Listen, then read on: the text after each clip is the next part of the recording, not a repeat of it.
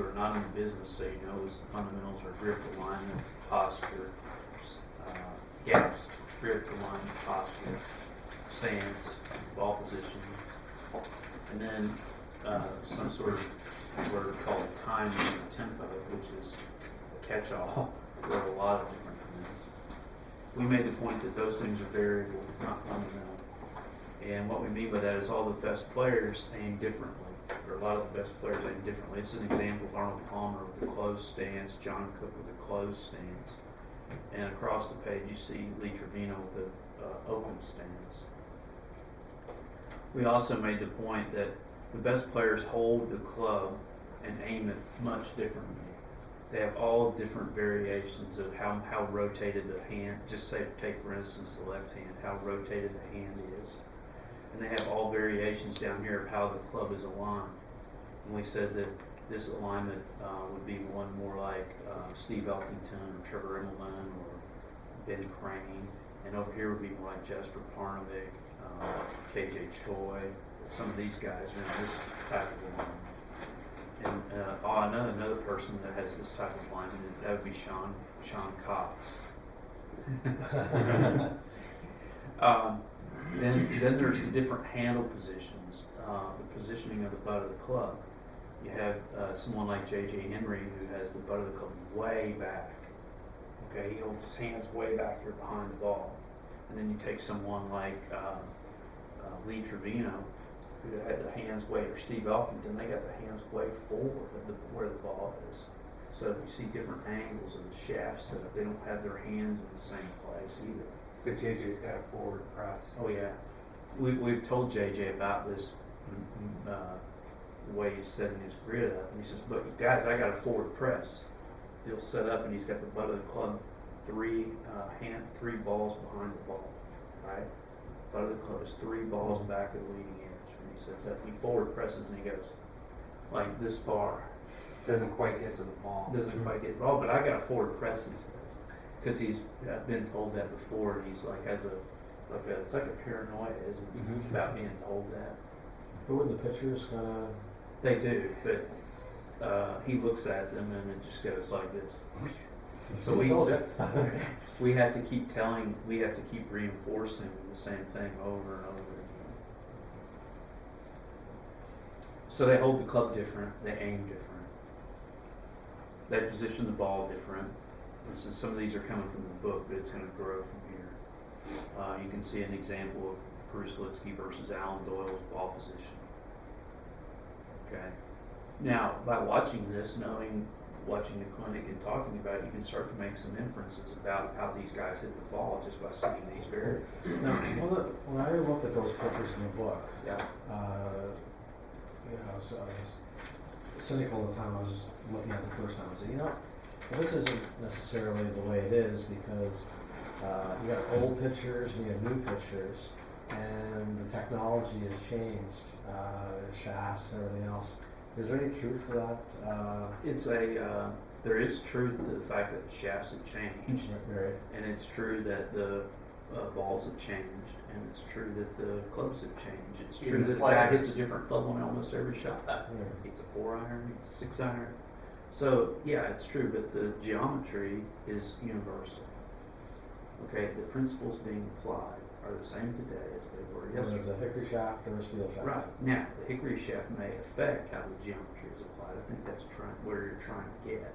Yeah. Right? That's where you're trying That's to the extreme. We're just taking it right off the Right. extreme. But the way that the swing is understood and interpreted is the same. Okay? Mike, you want to add to that? Right, I was just adding even players, you think how big people are compared to 50 years ago, the average golfer. You got some big guys playing, so there's all kinds of things that change, but the rules in geometry or rules in physics haven't changed over the last 50 years. Same rules that operate the system will operate in infinity, hopefully. Okay. Okay? Yeah. And so what I'm trying to get across to you first is how to look at this systematically, because what you just said is an example of someone who's still not completely looking at it systematically. You're trying to explain any variation by a change in equipment. Okay, we can take the persimmon club out there, might get that driver 270 yards instead of 285. Okay, but the ball's still going to draw. It's still not going to cross the target. Okay, that's the point. It might be a little bit of a different launch, and this, if you know the variables, then you can adjust the system to control it. Okay. In other words, it's accounted for. And another thing, if you look at the guys that are hitting the ball really nice on the tour, not necessarily our students, and you look at the guys historically have hit the ball, and you make those comparisons, they're pretty much doing the same thing. That's what we're trying to say. They're conforming to the same system. Whether or not there's different details, they're still using the same rules. Okay? You'll see I think you may already see what we mean. I do. This is just an example how different guys align the club face. This spectrum's going to be growing because I've been collecting more pictures on this, but that's Jasper Parnamick versus Steve Elkington. Okay. So what can you deduct? You can make, when you see just this picture, you can start to make certain deductions about how a guy would have to swing. What can you?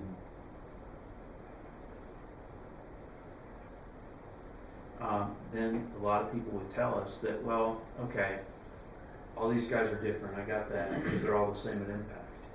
And if you've used TrackMan for very long, you realize that no one's the same at impact. The same golfer is not the same at impact, hardly ever. Okay, it's all just a little bit different every time. If everyone was the same at impact, all the balls would go the same. Okay, so it's like a fingerprint. The impact is. They're all different. A lot of them are similar, but they're not exactly the same. They don't spin the ball the same rate going backwards. It doesn't launch at exactly the same height every time. It's different. There are patterns that to be recognized, but they're not the same. Do you agree with the fact that they say that Jim Furyk on TrackMan and stuff like that is the most consistent as far as repeating the same impact conditions? I don't know because I haven't seen him do it multiple times. It could be. I could see what I can see. Face the path, like they say Yeah. that TrackMan and those guys say that. I would say that he has a minimal shift in the horizontal plane. Okay? I'd say he'd be rate very highly in that machine.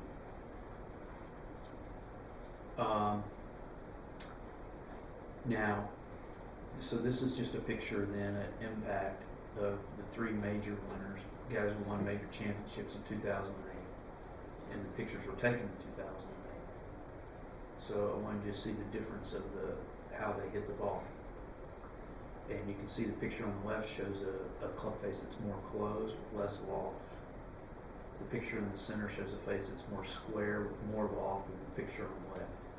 And the picture on the right shows a club face that's much more open and presenting much more loft.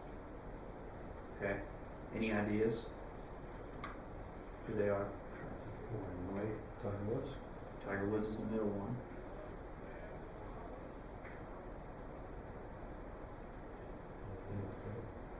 On the left, this guy, I'll give you another hint, probably won't help much.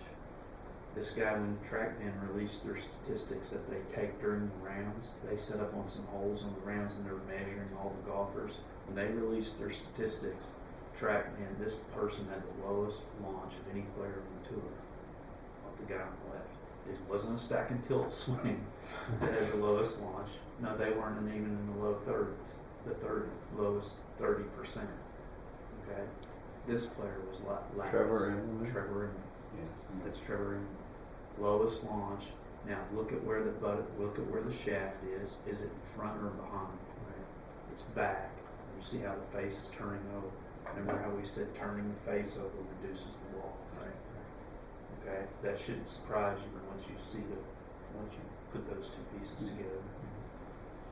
Go to the opposite. You see the handle much more forward. See the shaft as opposed to the picture on the left. You see how much more open the face is. That's Padre Harrington.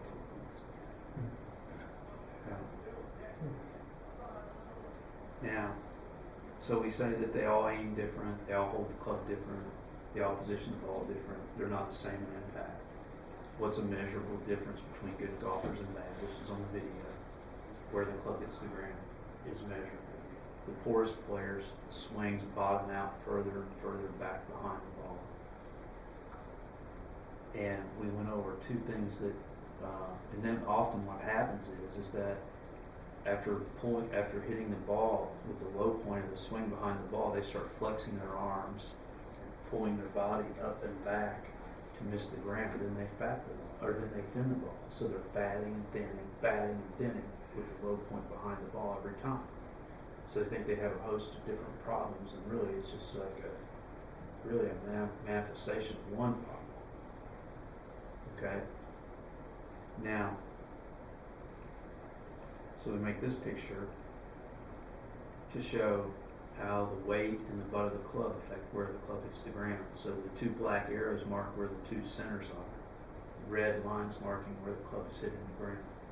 Had a person call me on the phone or send me a letter. Actually, sent me a letter and says, "Look, Andy, where the weight is doesn't affect where the club hits the ground." Just he sent it about like that. Okay, so I sent him this picture. He said the only thing that affects where the club hits the ground is where the handle is. Okay. Like Bobby Clampett's book. Right. So the second picture, I sent him a picture of the second golfer here, showing the butt of the club 4 inches in front of the ball, right, and the low point back. Okay. And then I've also had the golfing machine people say, Andy, the low point of the swing is always where the left shoulder is. Remember our talk yesterday? Okay. Well, hopefully. Okay, in a perfectly executed swing, but if a golfer moves back, the low point is not stationary. It can be moved inadvertently. Okay, and that's what we're saying the problem is with most golfers is they inadvertently don't control the low point. Okay, so we go across the page and you see the two centers being moved more forward and the butt of the club more forward, so that the club is hitting the ground. You see Mike's descent here going down. He's going to hit the line like in all those divots in front of the ball, as opposed to those poor players. That's a measurable difference between good players and bad. Then we talked about how we got into,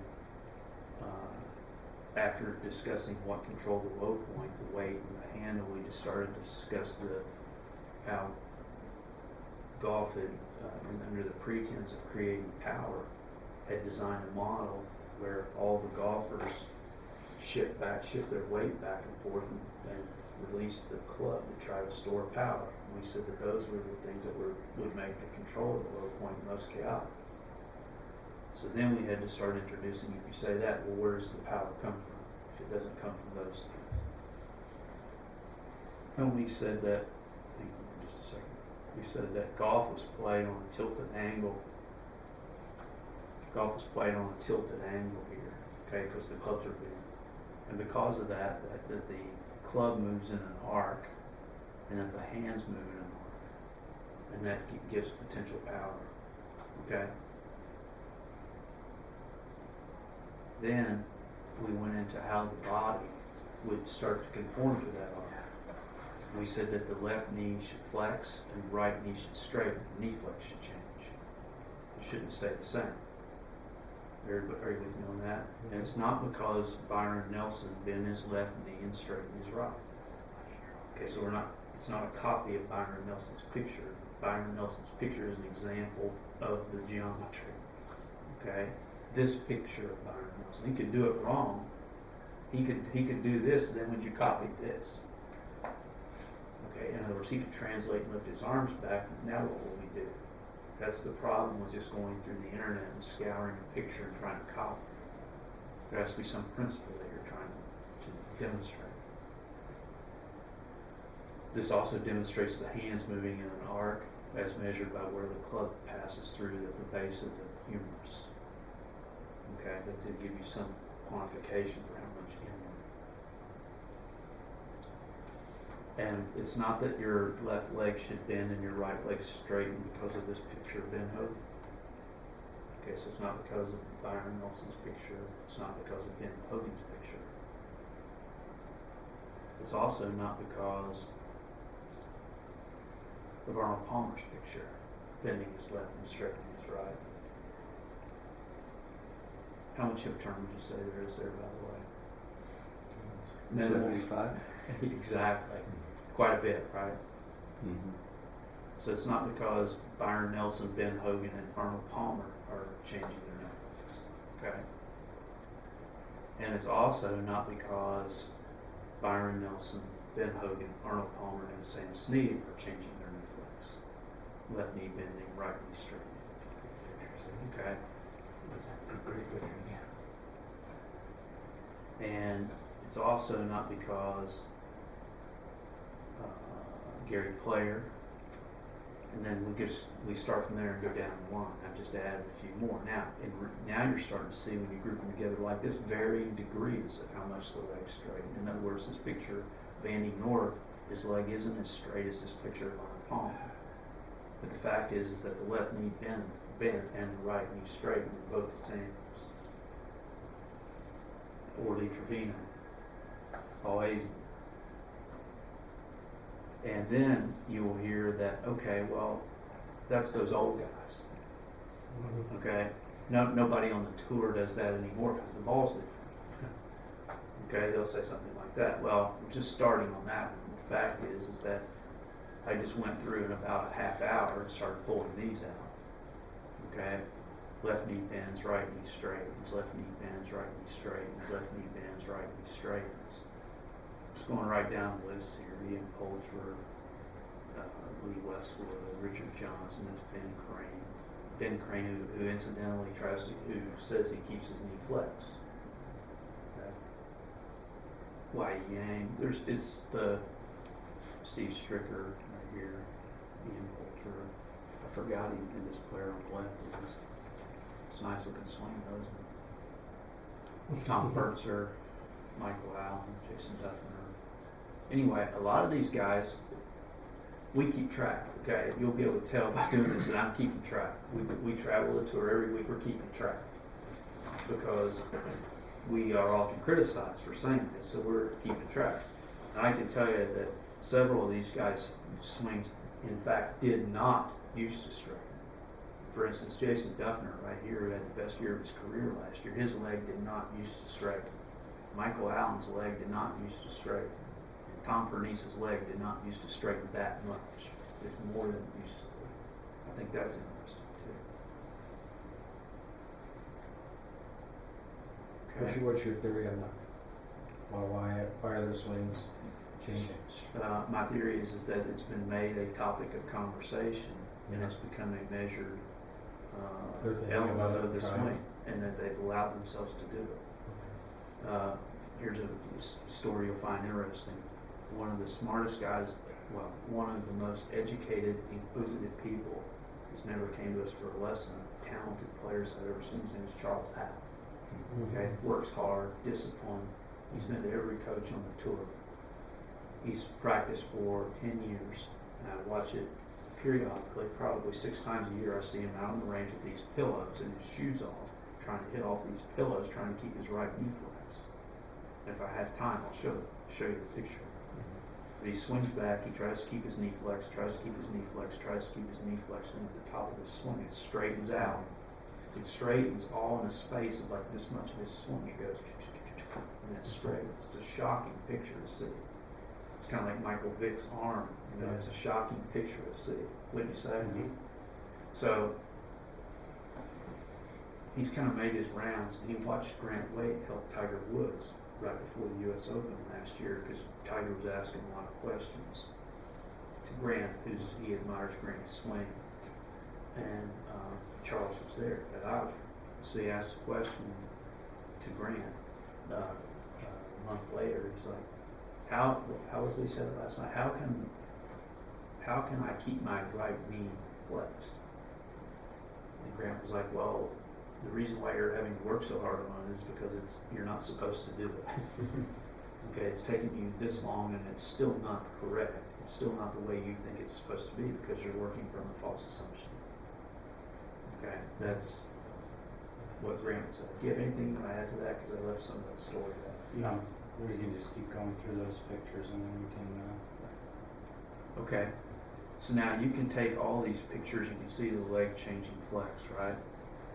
Now you can take that into the hand path, because when we first started going to tournaments in '04, everybody on the tour was practicing keeping their knee bent and keeping the club out in front of them.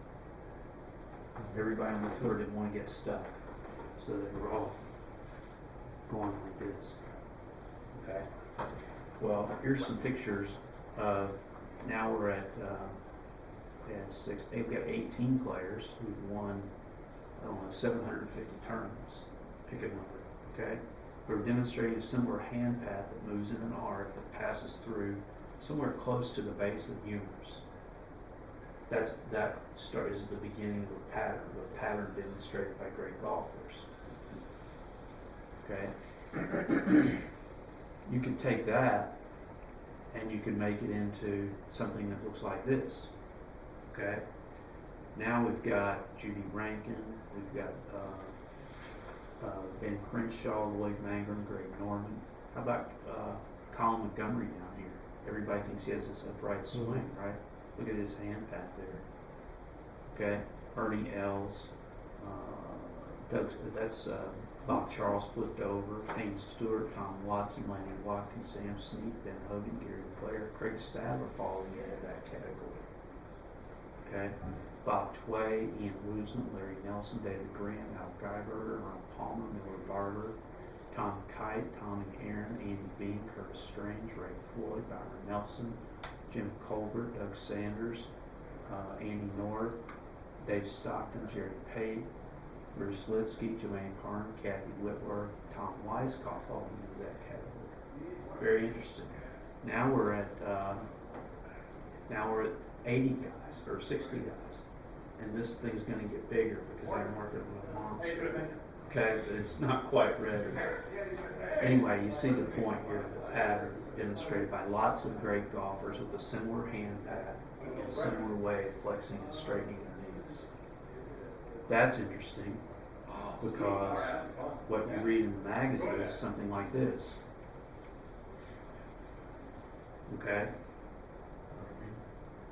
And somehow in this whole mess, in this whole story, somehow in this whole story, we've been perceived as the one who's radical for telling people to straighten their right leg.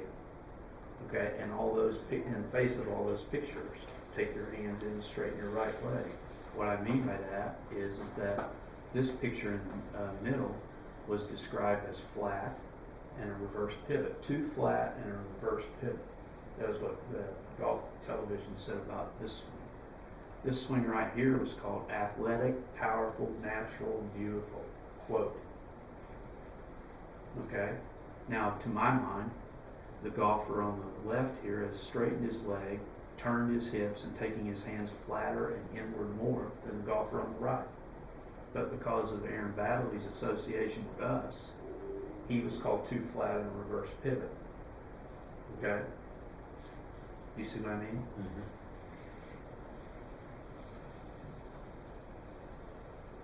And in face of all of this has become what's supposed to be the standard definition of the basic swing. That's conventional. Keep your knee flexed, keep the club out front. Okay?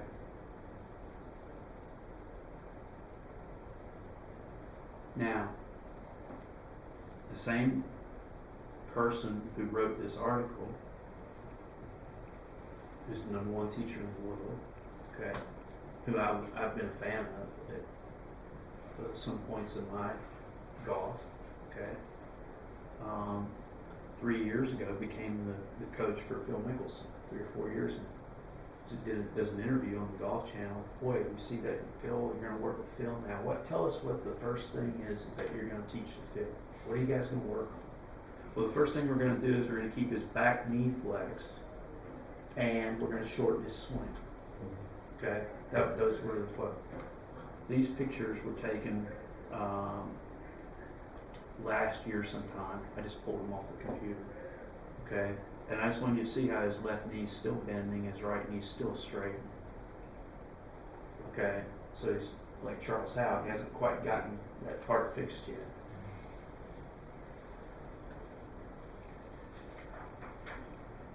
Another example from the tour of the similar principle. This was August 2009. Luke Donald demonstrating what I would call the general perception of the way the swing was to work, of how the right knee is staying flexed, minimal hip turn, and keeping the arms out in front of you more, as evidenced by the hands passing through the shoulder. You remember this day? At Hazeltine, he was not a happy camper. Oh, yeah. Anyway, the end of 2009, the beginning of 2000. His coach, I'm sorry, Andy, his coach is walking, we're going one way, his coach is, and Luke are going the other way, and all I hear is the coach saying, remember, it's not that bad. Right, I remember that too. That's what I remember. That's encouraging. Yeah. That was the day this footage was shot. This is the beginning of last season. Those of you who may not know, I think he had the best season of his career last year. Okay, this is the beginning of last season of the changes that, and you remember I had you film him on the range down at Riviera. I said, you gotta go film Luke Donald doing this tilt. Remember that? Okay, well this is another tournament. You can see the way he's changing the knee flex, how he's allowing his hips to turn, and how much deeper his hands are. And here he is hitting the ball.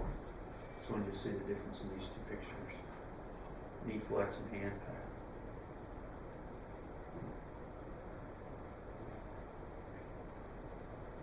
So it's not only the books, it's not only the TV commentators that are that say this. It's also not only the TV commentators in the magazines, it's in the books too that it's written.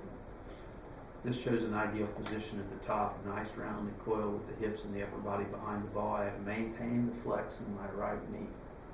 Okay, it's Nick Price's book. I just went through a montage of his pictures. Okay, so the books, the TV, and magazines are all telling people to maintain their flex in the right knee. And then when someone straightens it, because he says that he's straightening it, then So it becomes in reverse part- pivot. In part, what you're saying is the back way doesn't have to be straight, it's just gotta be straightening. First thing I'm saying is that it straightens. The second Okay. thing I'm saying is that it can, that's the lowest level of the definition. Once you accept that, then you can position to move forward and understand that if you wanted to keep your hands moving in a circle Yeah. longer, then it would continue to straighten. Right. And then you would understand that if you did a longer swing and you wanted to continue to move inward evenly longer, then the leg would have to continue to straighten longer so the hip can turn more, so the shoulder can turn. I think people, when they say straighten, I think they think locked. Right. Mhm. We had the conversation yesterday. Remember I said that? There is a bias against ever telling someone to straighten it to the point that it's locked. Or, I had this come up in Titleist, and TPI instructor said, are you aware that straightening the right leg completely disengages the leg? Yeah. I said, that's the first step to slowing down early extension. That's what I told him. Okay, and I said, you may have to think about that one for a while. Okay, my point is that you should not be afraid of it going to the point that it's completely straight if you're hitting a driver, especially if you want to hit it higher and farther. Just understand the principle that it needs to keep straight. And the farther you want to swing, the more competency you develop, the more you'll be able to crank that thing up. Okay? That's my point. There's a definite sting about saying that it's allowed to ever go to straight. People, okay, they'll follow, okay, I got that it straightens. I'm with you on that. I'm with you that about the arc, but I don't want it to go all the way to straight. There's a barrier there that your comment reveals. Okay? And I'm not saying that it has to either. I'm just making an observation. Okay, now, so then there's been a level of criticism leveled that we got to publish a book, right? And we talked about the leg straightening, the left tilt, the weight. And so several people in the golf establishment reviewed our DVD and book. This was one review that came my way. I just happened to see it. It says, lastly, well, first it says, I become concerned when coaches advocate moving patterns and swing mechanics that are not verified, or even represented in practice by their successful students. That's written about us. Okay? Then we go down here and it says, lastly, no golfer, let alone tour players, keeps his weight on the front foot during the backswing. Everyone transfers the leg. Okay?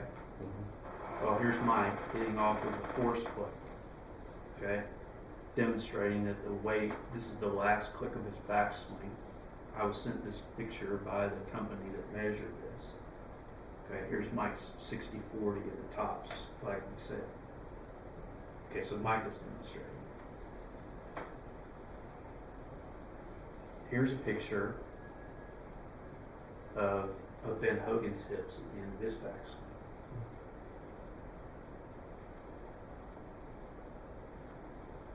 And then here's a picture of Mike, Ben Hogan, and then one of our other students, Troy Madison. Who hits the ball the farthest of all three of these players, you think, Mike? Troy. The guy on the right is the longest hitter of these three. And what do you notice about his swing? And I'll tell you what I noticed. His left knee is bent the most. His right leg is straightened the most. His hips are turned farthest. So at the smallest margin here, this is a small margin, you're seeing a spectrum of how much the leg straightens, how much the left knee bends, and how much the hips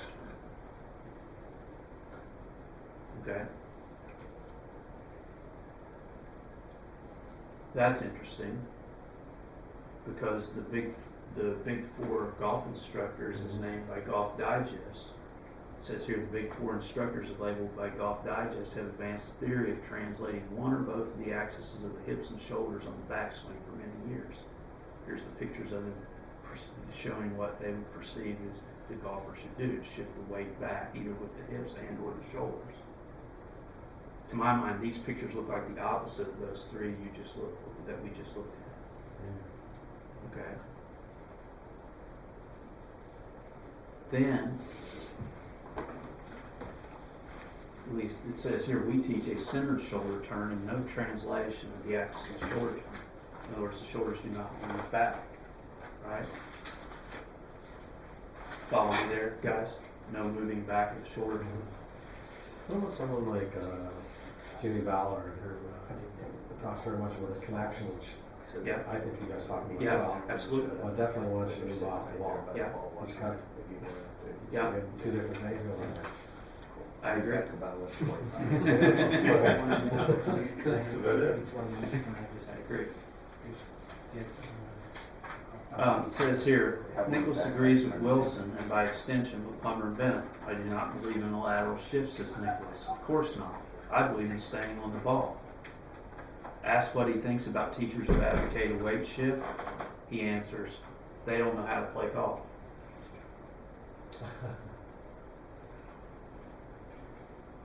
That's a good one. That went over well. So you got this picture. Yeah. And you got these pictures, right? Now, what this shows is an obvious disconnect between the game's greatest player and the game's greatest teachers. All right?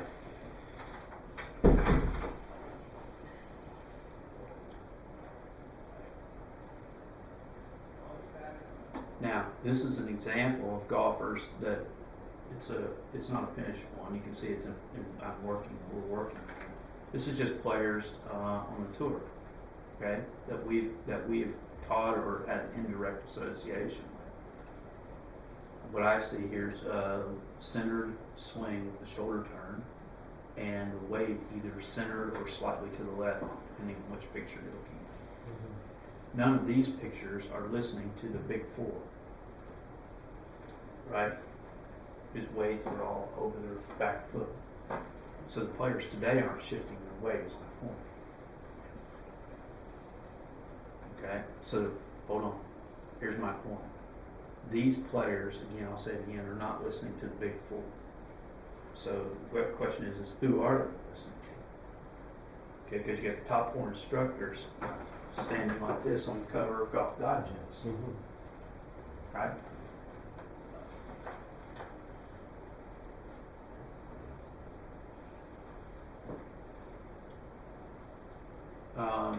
The best swing on the tour, right here on this left, was named by Brandon Chambly in 2009. That's Sean O'Hare. This is one of our students doing a reverse pivot, okay, as called by Brandon Chambly, okay. And then you got Tim Clark, who just so happened led the tour in proximity to the hole last year. His swing's called Turn of the Barrel.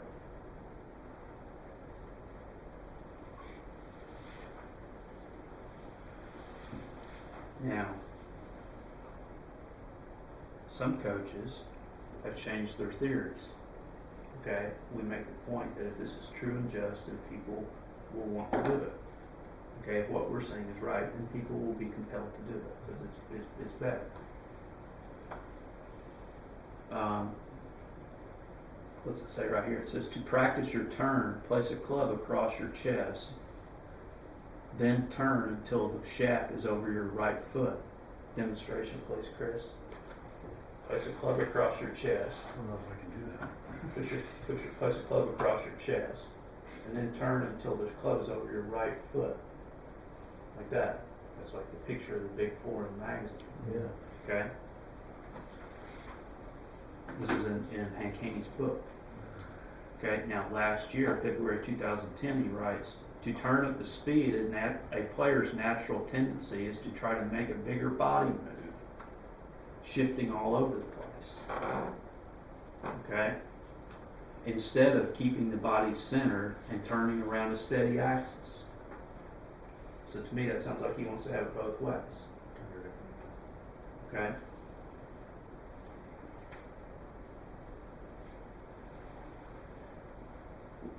We have a pretty friendly relationship with Sean Foley presently. Okay? I would just say that the articles that Sean's published are remarkably similar to things that have came from our books and DVDs. This is the first article Sean published in Golf Digest where he's talking about the left tilt. Here's the picture of the top of the backswing where he's saying no, that's like Hank Haney's picture where he's saying yes. Okay? And here he is demonstrating the left tilt to center of the shoulder turn, which is very similar to the cover that we made for the advertising for the DVD, the left tilt. Then there's the demonstration of the left knee flex, or the soda can analogy from the Golf Digest magazine that we did, showing Sean moving his weight forward, and he's demonstrating how a golfer that tilts too far back to the right and then moves her hips forward has too much tilt, too much side tilt when they hit the ball, and that's the recipe for hurting your back. Okay? And then here's his student Sean O'Hare demonstrating the same downward pushing with the knee flex that we talked about with in your lesson. Remember how I talked about how that knee was straightening too fast and not needing to move forward and down, right?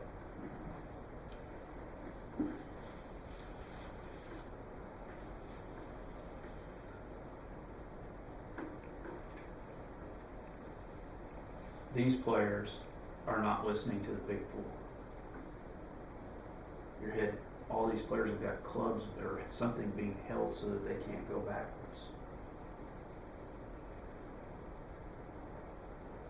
Now, that took us up to the definition, and here's the illustration of how this is an example of Justin Rose and the changes his swing has made.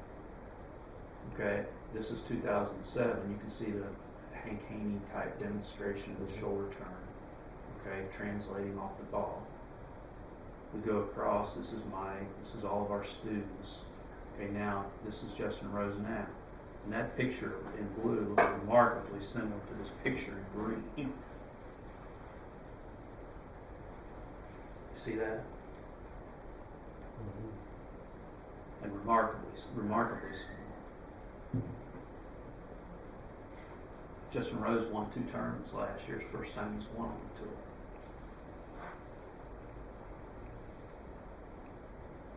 We defined the way the shoulders turn talking about now working our way up the shoulders as three-dimensional, an extension of left tilt and turns comes from the book. Every time we've had the opportunity to write in the book, we talked about this left tilt because it's like a taboo in golf instruction. You can't go there. It's a reverse pivot. It's always put in that category. And you also then have people saying, well, they aren't really left tilting like we showed you when you move around the arc, right? Well, here's the measurements of a three-dimensional measuring machine. This red line is showing the trail and lead tilt of the side beam. Lead, trail. And it's showing on the backstroke how the spine is left tilting on the backswing. Okay? And it left tilts all the way to the top. That's what we're talking about. Okay? It is not a flat line. And that's lever, 60-degree lever we're talking about. Because you see how now at the end of the top of the backswing, how it starts right tilting. Okay? That should be our logo. That red line. Right?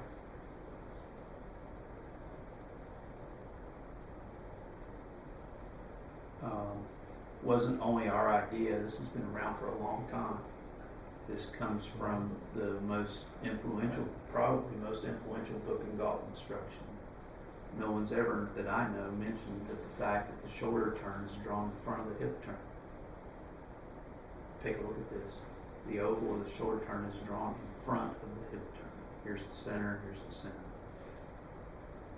Here's the center, here's the center. That's a left tilt. And here's the picture we've demonstrated. That's a significant change from his pictures in Power Golf, Alan. And if you ever look at the oldest, he's tilted back further to the right, and that illustration there later. It's a very famous one there. Pardon me? It's a very famous picture. Very famous picture, isn't it? Not only that, here's the letter.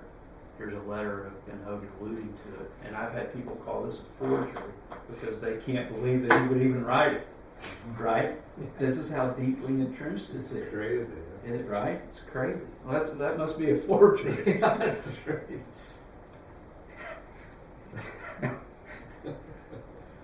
At the top of the top of the backswing, at the top of the backswing, the belt buckle should feel like it's protruding out farther than any part of the body or legs.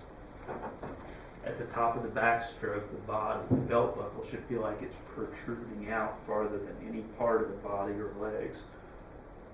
That's the extension on the backstroke. That's It's awesome. not That's awesome. flexion. That's an awesome art, little letter there. It's That incredible. that drawing right there. Yeah, this is, yeah. Okay. Should be incredible. Now, what he says, you go down below, it says, this will permit the hips and shoulders to turn. You're saying. Yeah. How profound is that? Yeah. Right? Can't stay in flexion. You turn. You've got to extend to turn. Right? It's not a flexibility issue. It's a technique issue. Just on that, I mean, I don't think Hogan was really guessing at what he was doing either, because, it's pretty remarkable what that guy could do, or some of those players without all the cameras practicing every day, their awareness of everything. I remember Tommy or John Cook telling me the story of Mark O'Meara going to his office when O'Meara was playing Hogan clubs. He got invited down there and spent 2 days. The last morning he came in and Ben Hogan hadn't said one thing about his swing. He hit balls and everything, so he had to say it before he left. He said, Mr. Hogan, do you have any comments about my swing? And he just looked at him and said, son, you need to get a book on physics. That was his comment. So I know that guy was reading books and looking at geometry and had to come up with that kind of illustration and talk that way. This is also an analogy from another of one of golf's most influential instruction books. It's called The Search for the Perfect Swing. English book written in the 60s. You can see the left diagram there, right? And it says here, forces against gravity, for example, By raising a sledgehammer, a man stores energy. Right? By raising a sledgehammer, stores energy, which is later used to supplement the power he produces on the downstroke of the hammer. Right? Right? If you doubt this, try knocking something downward into a surface by hitting up at it with a sledgehammer. Right? In other words, he's talking about how you're going to be able to use the hammer effectively. You raise it. You don't go like this with the hammer. You go down with the hammer. Okay? It says in a golf swing, similarly, a man swings not just a club head, but his arms and hands as well. He makes use of their weight to assist him in the forward swing. That's the vertical part we're talking about. He makes use of the arms and the club going down like this as opposed. Okay? We've already said, listen to this, ready? We have already said that you do not wind up a golfer like a spring. How many times has the analogy said you wind up like a spring? Read that one more time. We have already said that you do not wind up a golfer like a string. Okay? Then it says here, the movement of the hips is therefore neither rotational, okay, nor a simple lateral movement, but a combination of both. That's the extension, not a spring. Okay? It says here, blah, blah, blah, correctly accomplished by anyone to hit the ball long distances.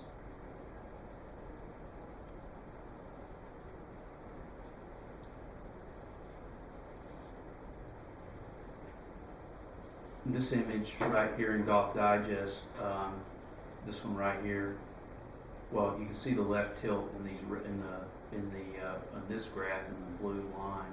That's the left tilt. But you can see in this red line the turning. Look how much turning is permitted by the extension. In other words, if I remember how we said if you stay bent over like this red line would get flatter. You wouldn't be able to turn. There's a lot more in these numbers, but I just want to move along here.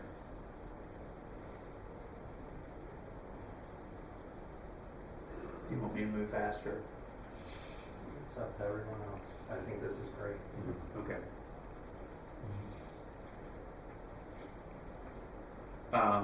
And then this graph over here on the right is again a three-dimensional representation of the axe chopper, of how he goes up on the backstroke and down downstroke.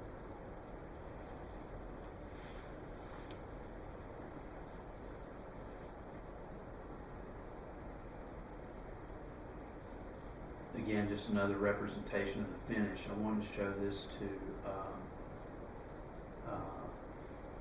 everyone because to get the clarity and the extension on the follow through.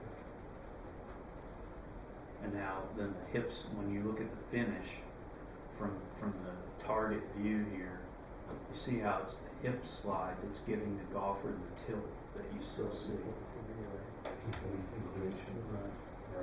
Yeah, that'll be in your new book, that picture? Yeah.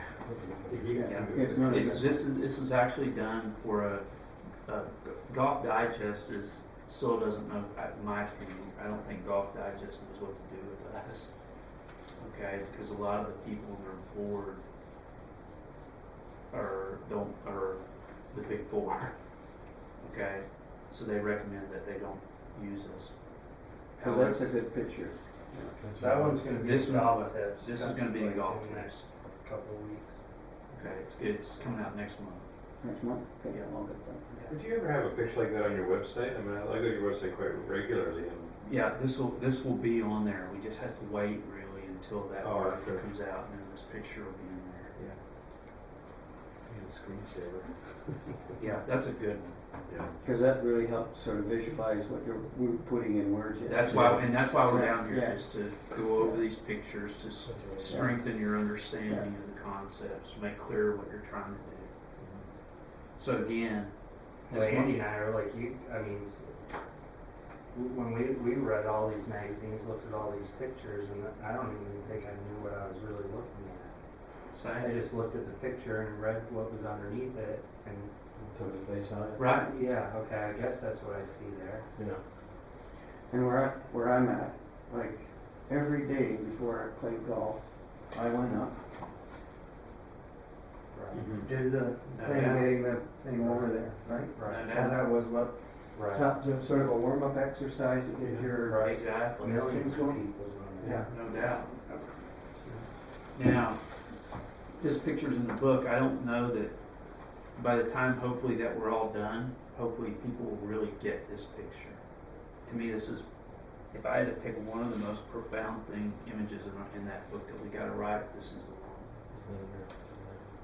one. This is flexion, this is extension. The cameras are placed at where the shoulders are at 90 degrees to the camera. Shoulders are at 90 degrees to the camera in both pictures. Remember how we said you'd have to change the camera? And now you can see by the dotted line how the spine has changed from flexion to extension. That's really the problem, the beginning of the problem that golf instruction has had in explaining where the power is coming from, is that motion. And because of that, they use the spring analogy, right? The coil analogy, the weight transfer analogy, okay? The baseball pitcher, you'll hear it all, okay? And then this one, I think they got cold feet on printing this one, so they made it like this big, so you couldn't hear. They didn't put this one in there. No. This is one they pulled out. They pulled this one out.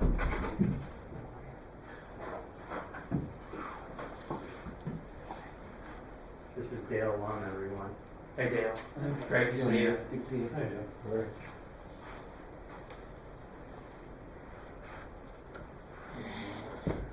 This comes out of Byron Nelson's golf book, okay? You can see the left tilt right here. I just drew a green line from his belt buckle to the notch in his sternum. That's giving that's the movement that's lowering the shoulder, that's giving the ascent to the hands, that's helping them to come off the ground in an arc, right? So what I'm saying is the left tilt component is tilting the spine obviously to the left. That's helping the hands come up while they go in. That's part of the three-dimensional movement. Well, what I was taught was to get the club to come up here, get the club to come off the ground, because I was staying bent like this. The hands could go up, right? Had no left tilt. Okay. What I was taught to get the club off the ground was I had to flick my wrists up. I had to hinge my wrists like this to get any upward motion on the club. So I had an artificially fast wrist cock. So I go like this and then hold my wrist cock and turn like that. Okay.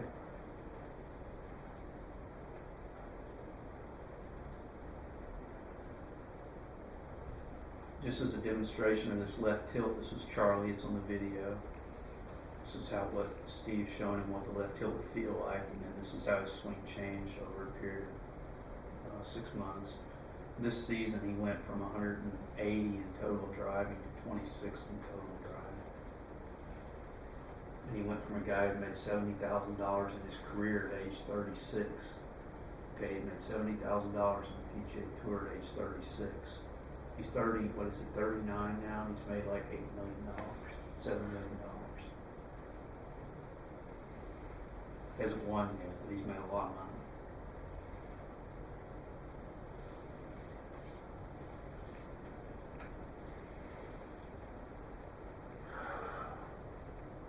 You know this picture, right? We added Johnny Miller to it. I don't know if that one's in the book or not. Is it just these three? Mike, you want to tell this story about the DVD and the book and what Golf Digest said about the cover of it? Oh, well, this picture we submitted, we thought this would be a good cover for the DVD. They got a call saying they couldn't use it, so I called them back and I said, why can't we use it? Well, if you use that picture, it's implying that those guys did what, your swing. And I'm like, well, we're not saying we taught those guys, we're just saying that they tilted left. Yeah, but that picture would imply that they're tilting left in their back. Yeah, I go with the one that Sam Snead on the bottom, Yeah, it doesn't even look like he's swinging it. but that's a practice drill, he's demonstrating, that came from the Golf Digest library, it's a demonstration of him doing a practice. Okay. Okay. Because it doesn't suit. Yeah, I had trouble getting a 3/4 view Yeah, of him, okay. but I felt that was such a compelling practice swing, it looked like he's on the I'm Stacked video. Yeah. Right, all he's gotta do is raise his head up and say, I'm stacked.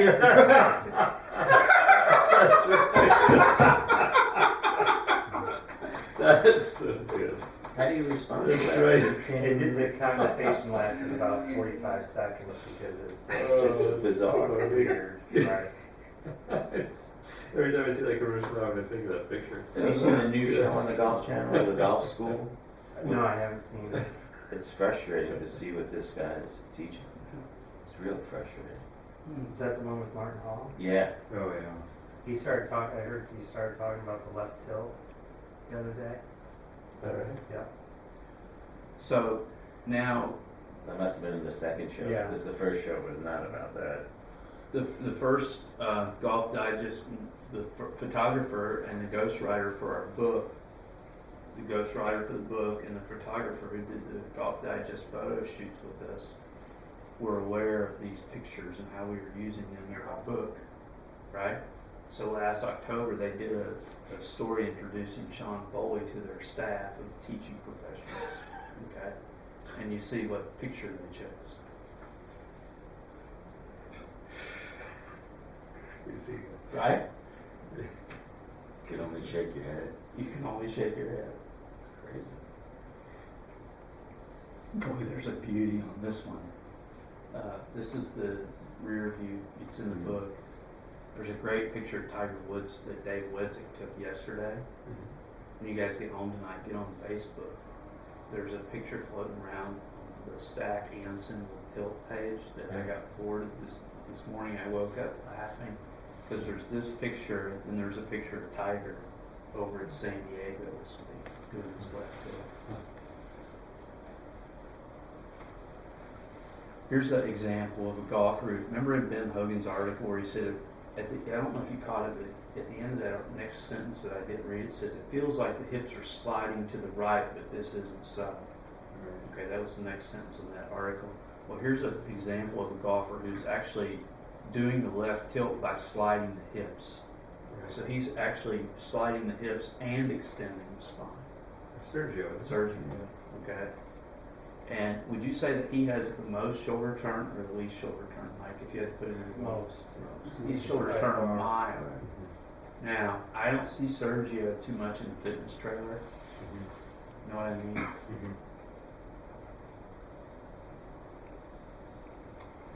Andy, here's the picture you were talking about, Tiger.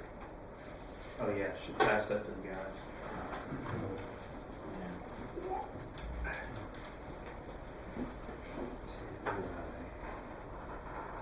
He's more than Charlie there. Right, He's the only right, one. right. Wow. Great photo. Now put that, all this in the context of that Charlie Rose interview last year. Yeah. Put all this in context. Yeah. You see what's happening. Yeah, absolutely.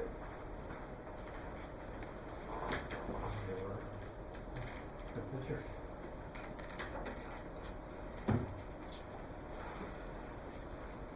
Now, along the way, Tommy Arnold has been a big ambassador of ours. And he's introduced us to a lot of veteran players and given us a big thumbs up. He's on our commercial. Excellent example of a lot of the pieces of our swing, of the Yeah. swing we prescribe.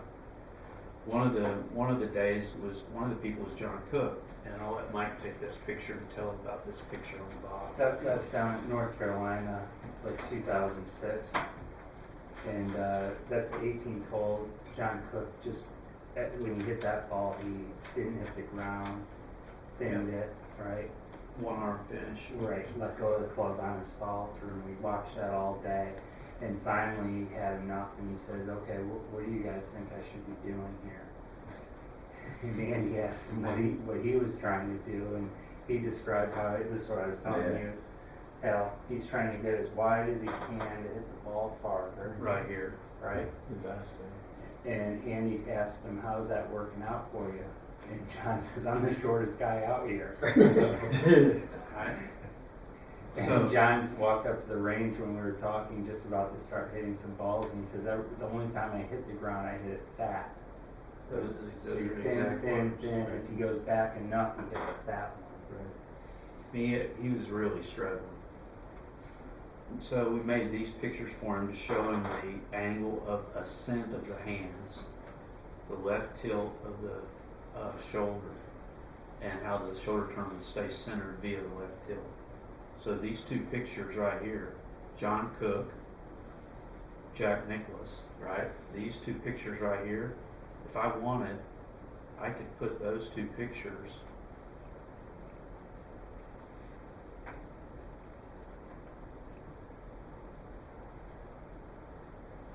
right here, right? It's the same thing, right? Jack Nicklaus, John Cook. John Cook, Jack Nicklaus. Right?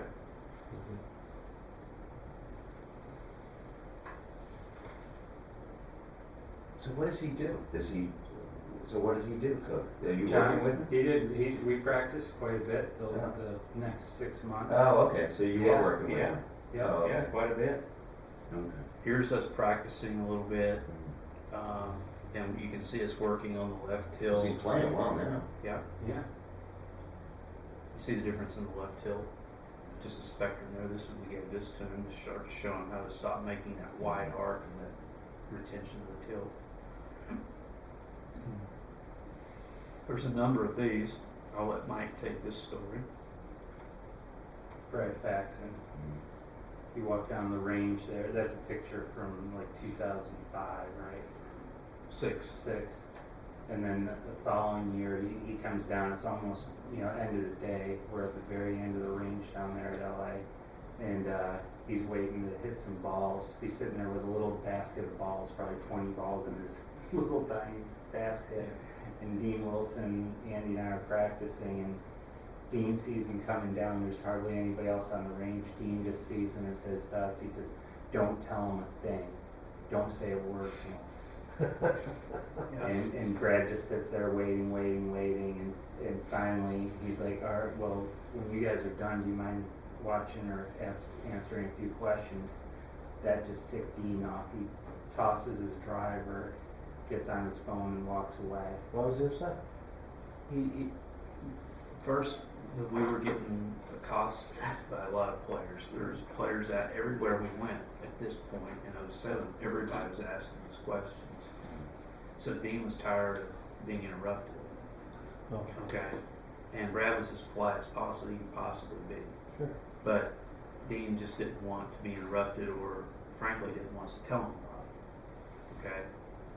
And anyway, the picture on the left is, like Mike said, 1 year. This is 1 year later, and they're taking the exact same course, Riviera. Okay. And so, in the meantime, Brad starts out his question with, I think I see what you guys are trying to do. I just wanted to ask a couple of questions. That's how he starts the conversation. And I said, well, before you ask your question, I have a couple of questions I'd like to ask you. And the question I asked was that you've been on the tour for 25 years, and you've had all the lessons from all the top instructors. You've had access to the best practice facilities. You work out as hard as anybody I know. I saw you pull your tire in a harness last year at Hilton Head. Yeah, that's because my core is too weak, he said. So, well, you're probably in the best shape of anybody on the tour that I know. And you've had all the best facilities to practice at every day for 25 years. I want to know why you think that you're statistically the worst ball striker on the tour.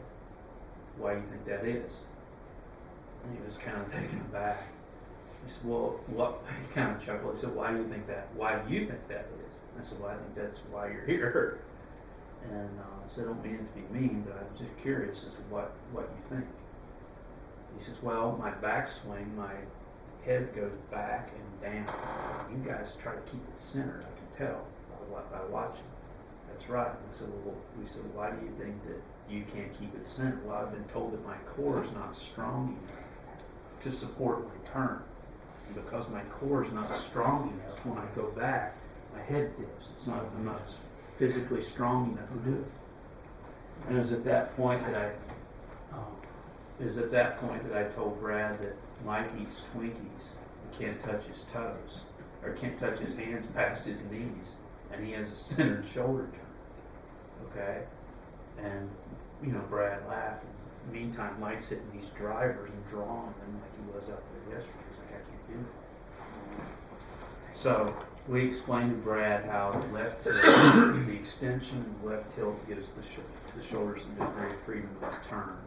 And you can see the picture there of him doing what we told him. The middle picture is the extension and the left tilt and how that would turn the shoulders. That was a drill. And then 2 weeks later is the white picture. Okay, now, is the white picture is 2 weeks later. Oh, So well, that was You good. see the difference? See, this was 1 year apart with virtually no change in the tilt, right? And then after a 20-minute discussion of how the left tilt works, the axis stabilized and the shoulder turn centered, and the shoulder turn is more degrees than it is on the left. That was not a physical weightlifting, core strengthening exercise program result.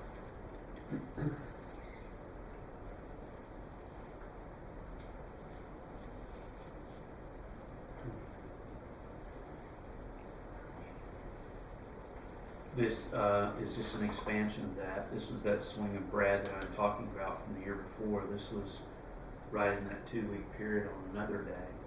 And on the bottom picture, he's hitting a 400. And this is the 8th ball in a series of balls where he's hitting 400s, where his instructions were the same 8 straight times. Brad, do not turn your shoulders 1 degree, only left tilt. First time Bob Bertel sitting right back behind watching. The guy wrote the forward for our book. Okay? He's sitting right back there watching. First time I said, he's like, what are you talking about? Okay, Brad says, I'm not sure I understand either. Brad, when you swing this club back, I don't want you to turn your shoulder any degree. I just want you to go, I want you to left tilt and extend like that. Do not turn your shoulder any degree. The reason why that was Right. The reason why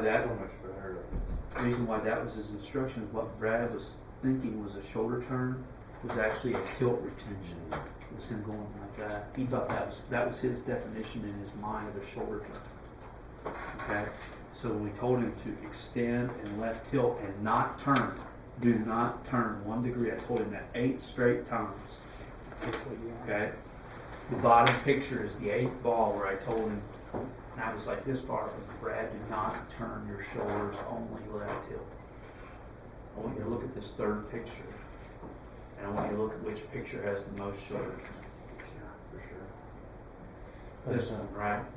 Where his instructions were to not turn his shoulders, only left tilt and extend. The point there is, the point of this frame is to show you that some people miscommunicate fields with what they think they're supposed to do.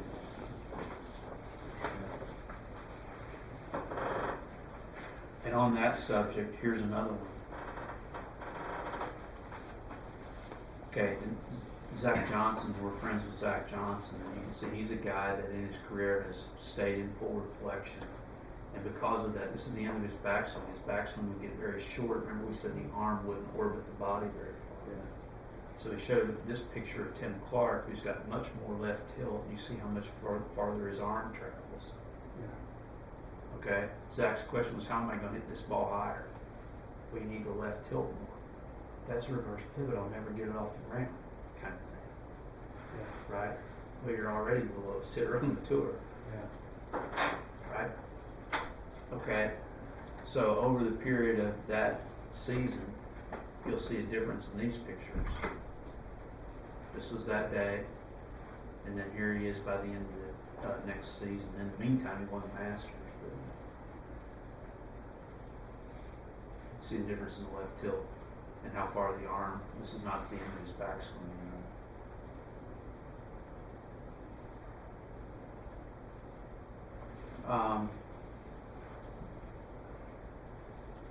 Now, getting to the downswing. We put this picture on the video to show about the weight in the left knee. And this is to give you some direction, some orientation for how your knees work. Remember we said that on the downstroke, the hips should move forward. For some people, moving the hip forward is a hard metric to understand, especially to continue to keep moving the hip forward, right? I'm struggling with that. Okay. But this is day one. Right, That's right, what I got exactly, picked, right? exactly. So then I told you, I said, okay, well, first your hips move forward. I said that what's keeping you from continuing to move it forward is that as your hips move forward, they move forward for a little while, but your leg is straightening too fast. And while you're trying to move your hips forward, when your leg is straightening, that's pulling your hip back behind you. Okay, so you need to keep your knee bent longer as you move forward. It's like pushing down. Yeah, it's a double whammy because I've also got it into my mind that I have to swing my hip like that. Right. So, for you have to get over old. Right. See, and you were the guy, when you came, who had the most rotary and almost no linear. Mm-hmm. Right? And you were not, I wouldn't put you in the classification of long hitters. No, I'm not. Right? You know what I mean? Yeah. So, now, as you move the point here is that by moving the knee forward and downward, that'll give you the linear longer. And this what this picture is about the left knee flex. Okay, so I want you to see that. Okay. Now, do you start the swing by moving that knee forward, like a trigger? Well, that can be yours. Okay, because that's the violating piece. Mm-hmm. Okay, but others who already do that, okay, No. that may or may not Okay, help them that's very good. much. This is interesting because those of you who follow golf know that there's a swing theory and a whole book out there written about the one plane swing. Okay, and you can see the concentric circles painted on the ground, and it says here that the big lateral slide is very helpful for the two plane swing, as I shall point out, but is disastrous for the one plane swing. Dale, this goes right to your instruction, right? Mm-hmm. What he's saying here is that referring to the hip slide, it takes the club off of its turning arc. He's saying that the hip slide takes the club off of its turning arc, okay, and puts it in too straight of a line for the one plane swing. What he's saying is that you don't want to slide your hips like this if you're trying to swing in a circle, because this linear motion would take the club off the arc. It would add a line to it. Okay, which seems logical to a lot of people. Okay, seems logical. All right, but what that doesn't take into account is that the spine is actually flexing and extending as it turns. Okay, he's only demonstrating a turning motion. He's not demonstrating any flexing and extending in this picture. Okay, and he's suggesting here that if you slide and extend, that's going to make your club go out to the right. It's not going to go back on the arc. Okay? It says the results are usually pushes and hooks. It's also very hard on your back as it forces you into the reverse C position. Boy, does that sound like the criticisms that have been leveled against the students we teach, right? Okay. Now, so I put this picture of coming from the book, and I put that with probably the student who's most associated with the one plane swing. It's Tom Pernice.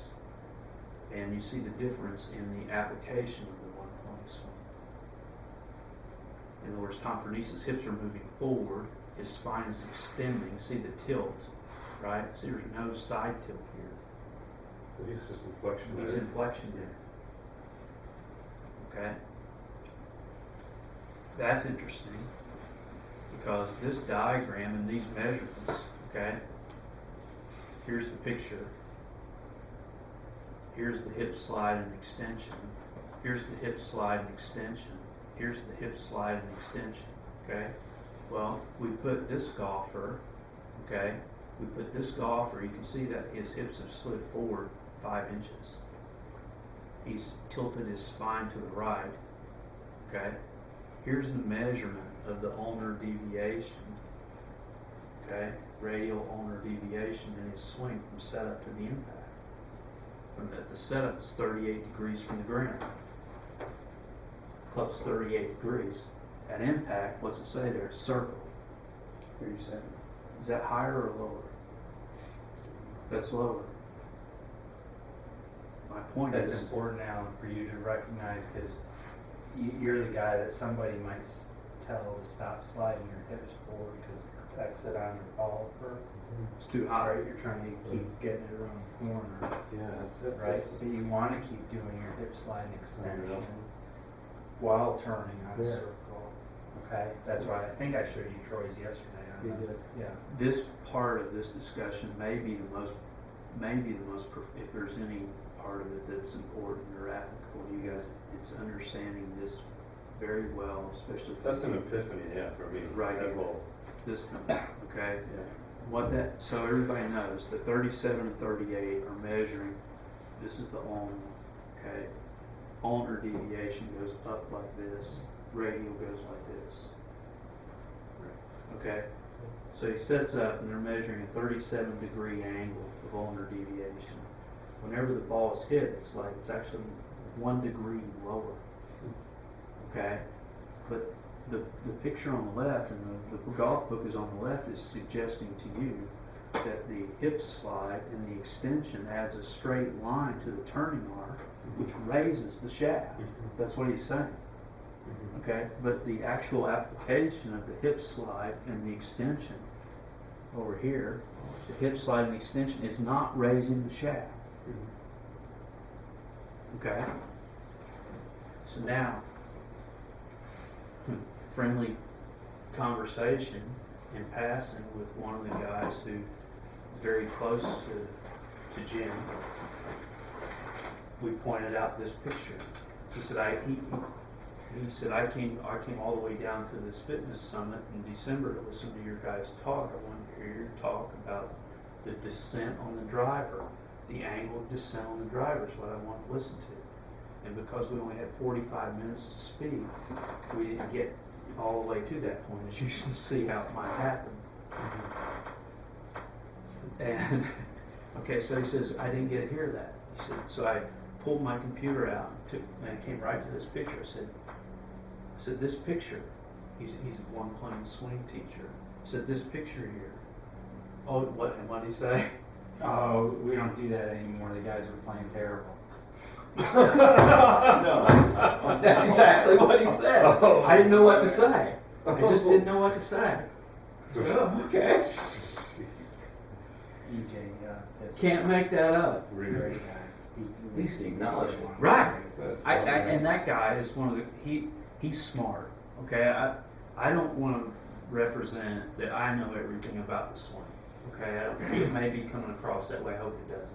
Because one thing I will say is that I'm not afraid to say things that I've measured. And if someone measures it better or teaches me that I'm wrong, I'm teachable. I'll listen. And that's why I like EJ so much, is that he's the same way. He's not afraid to say what he thinks. He's not afraid to be wrong. It's okay with him to be wrong. He wants to do it and try to do it right. And then someone show him how if he has a problem, what to do. So it comes at it from that point of view. Wouldn't you say, Mike? Completely. And that sometimes that comes across as adversarial, but it's not meant to be. Okay, it's meant to draw a distinction, ask the hard questions, and get to the bottom of it. So the picture on the bottom right is included to show how the golfer would still swing in a circle, as evidenced by this low exit, while still sliding the hips forward and extending.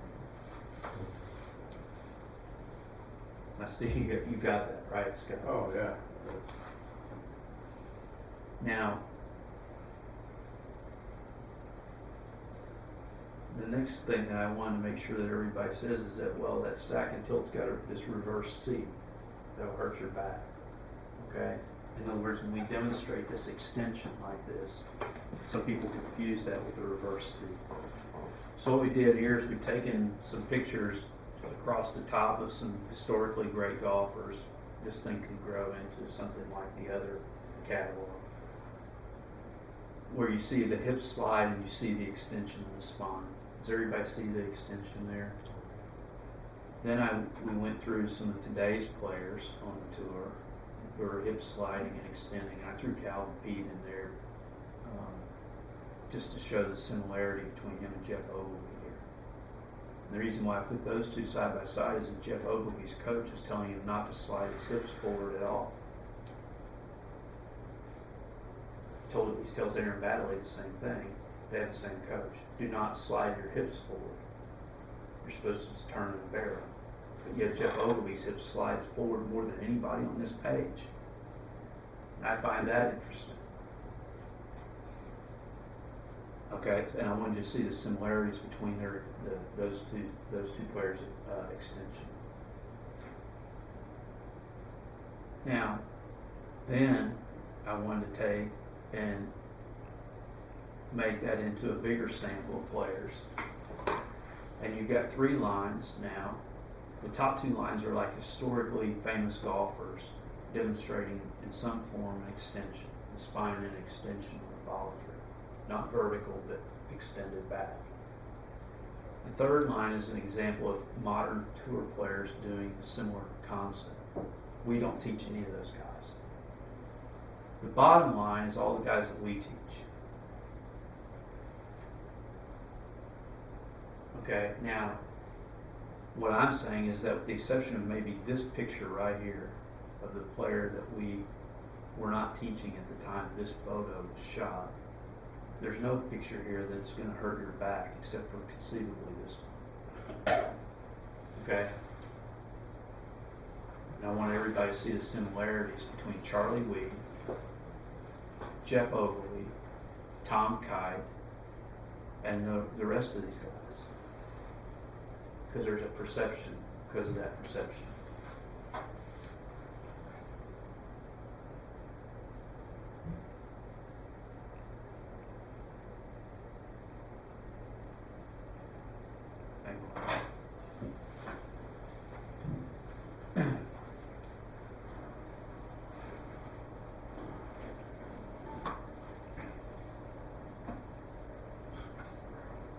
Your ball position, you know, I have a pretty poor ball position. I have the same ball position for every club in the deck. I just kind of vary my width of my stance. That's how I change my ball position. But my normal ball position is about right here. So I try and keep my sternum, you know, not too far from the ball. I don't like it too far back. I don't want it ahead of the ball, definitely. Just kind of, you know, right about even with it. And when I shift my weight, I want this sternum to stay right there. I don't want it to move side to side at all. I don't want this head to move either. So how I load, let's just call it load, right? I take my right hip, and say if I had a shaft in the ground, straight up, I want my right hip to turn, but move away from the shaft. Okay, so I don't want a bump like this. That's a sway. I want a complete rotation just like that. That's how Mogan used to use his lower body. And when I'm loaded, I don't want my right leg to straighten. See how it's still flexed. But when you're here, all you have to do to get through the ball is rotate again.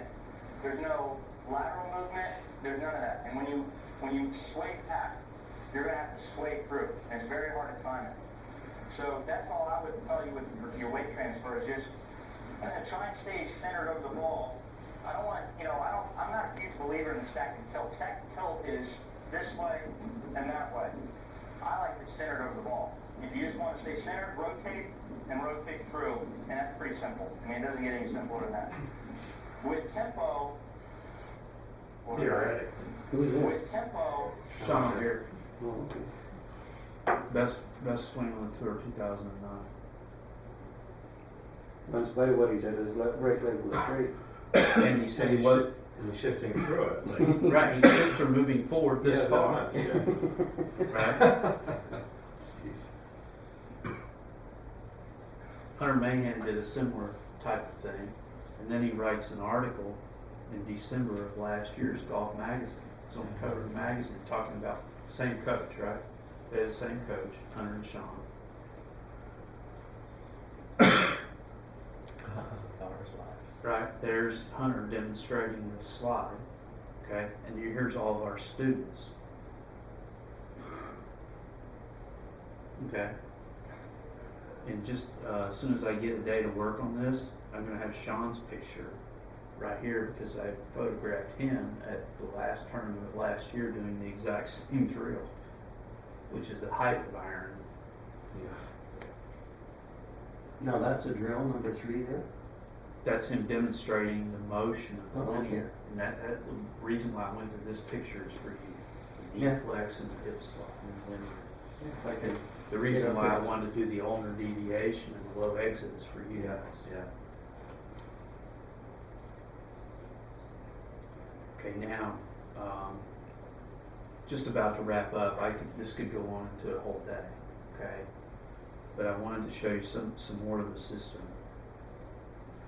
Because we say this swing is a system. Okay, what do we mean by that?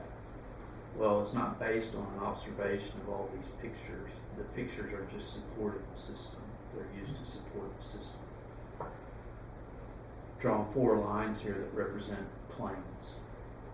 Okay, you remember from our illustration that a plane traced on the ground is an arc, right? So all 4 of these are color-coded to represent the arc. And this is the point where the arm is level to the ground. When the arm is level to the ground, okay? If you're on the black, when your arm is level to the ground, your arm would be inside your feet like 45 degrees. That would be you're sitting on this black plane. If you were at the same point but your arm was 20 degrees, okay, you'd be on the orange. If you're at the same point and your arm is on the yellow or on the stance line, then you'd be on the blue. And if for whatever reason your arm is outside the stance line, you'd be on the yellow.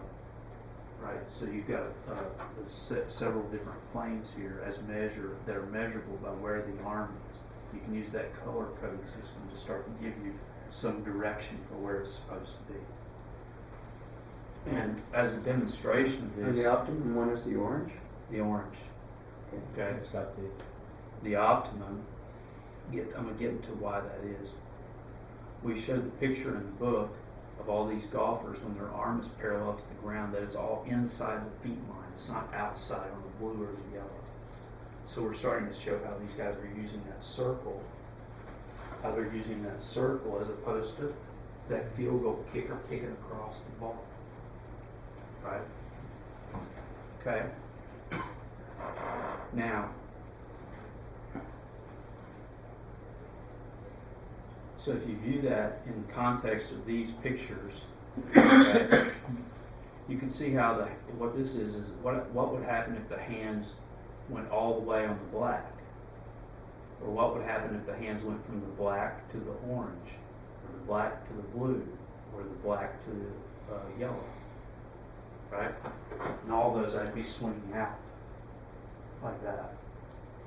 What about someone sort of like Matt Kuchar, who seems to be... He would be- He was almost the black one. Okay, which one of those, 1 through 12, is Matt Kuchar's swing? You can see here how everybody would fall into a classification.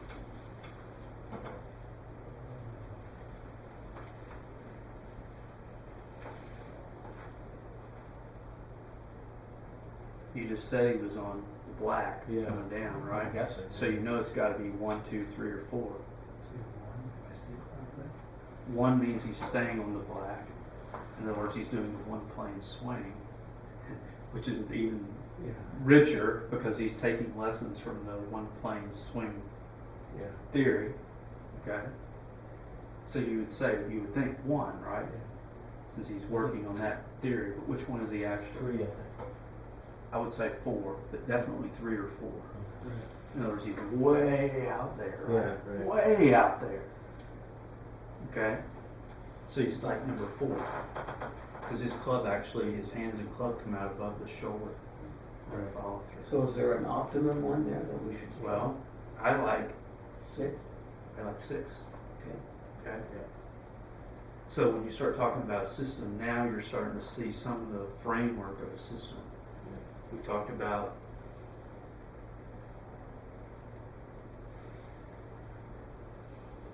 so you got this, right? Everybody start to understand this diagram. Yeah. Arm alignments, corresponding plane. Angle approach, corresponding plane. That's an important.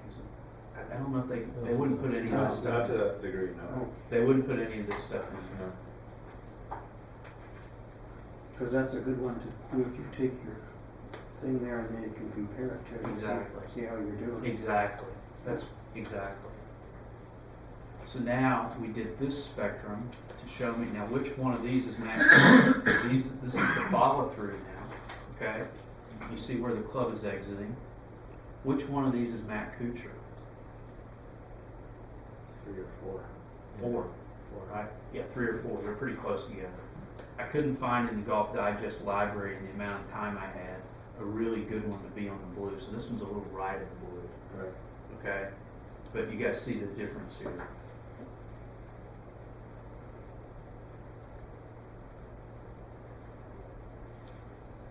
Now, Scott, if you wanted to swing in a circle and come out lower, this is for you. Look how much side tilt and turn John Yeah. Miller That's has. wow, yeah. Yeah. That's for sure. Okay. And that would go the same though, if I wanted to create a pattern of a shot from a right to left kind of cone. Yeah. It would be the same, similar. I know in the heading in the book, it talks about how loose players are hitting it more of a left to right shot, but Watch. You could swing on a circle, Scott. yeah.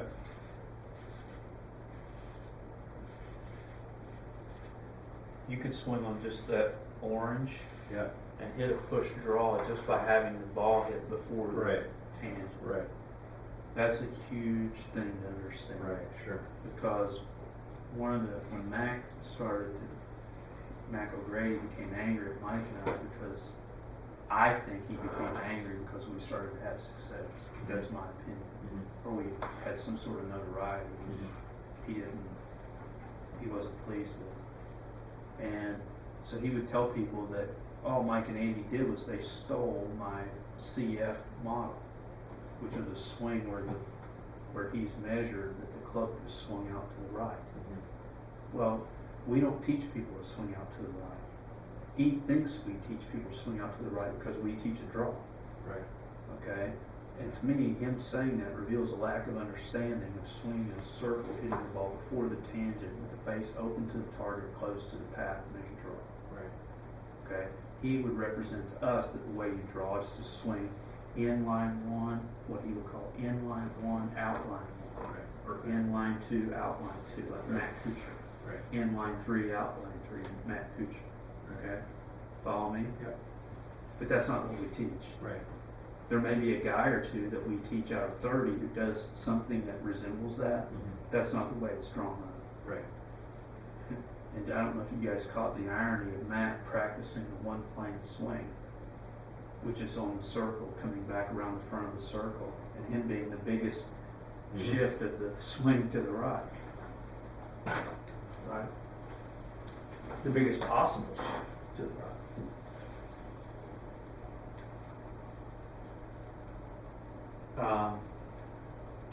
Just one more set of pictures and one more concept, Mike.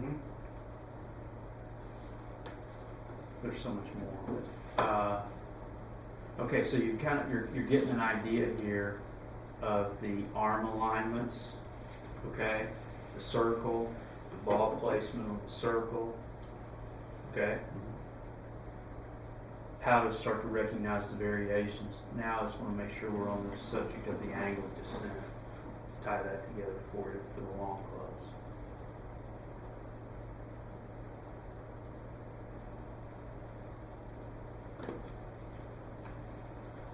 Which swing has the steepest angle of descent? Left.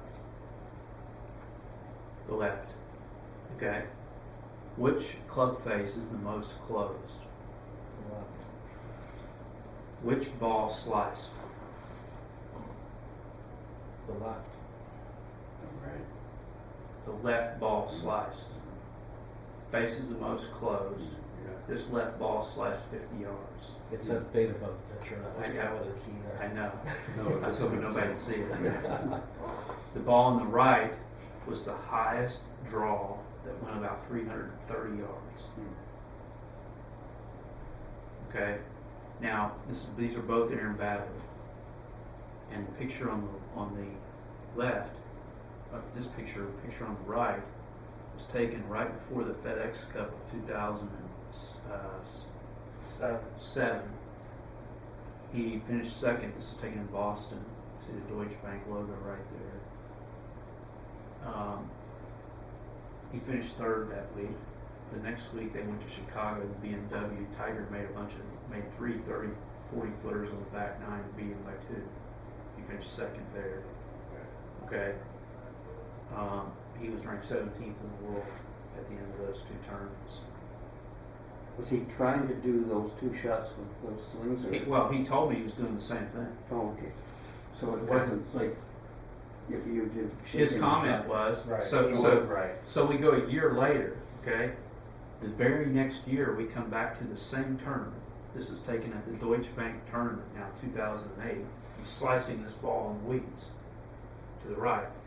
And it leads us to the very same conversation because in the practice round this day, we made him play with Charlie Weaver because he was slicing all the balls this day too. Okay, and by the end of the day, his swing was looking like this, and by the end of the tournament, he finished third.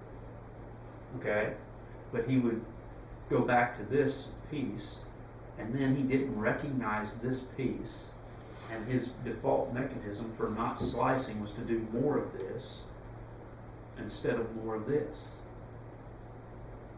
Follow? Mm-hmm. So he would make his descent steeper and close his face to not hit the ball to the right. Mm-hmm. Right? Yeah. Instead of moving his hips forward, his handle forward and upward, shallowing the angle of descent. The next thing you know, all of the commentators are telling him his swing is too steep because he's got all his weight forward and he works with us.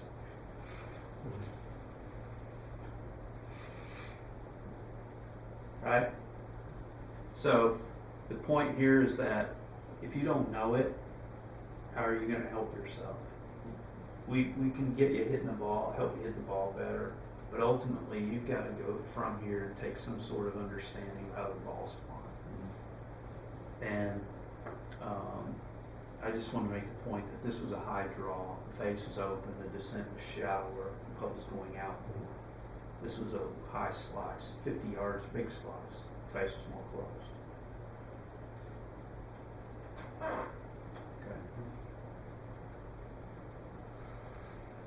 Last one. No, 2 more. 3 more. Sometimes players we teach, like Aaron, do it right for a while, then they think they're doing the same thing and they go back to their old habits like Aaron. Other guys are really more rigorous students and they do literally what we say. We keep doing more, and they reach the point where they start having another pattern. Okay? In other words, they overdo it. So there has to be a system to recognize and measure. Here's a picture of Charlie. It just shows how whenever he's going down, this is where he was when he was really one of the best ball hitters in the world. And over time, you can see how his right elbow's staying bent down. See how you can see his right arm underneath his left on this one?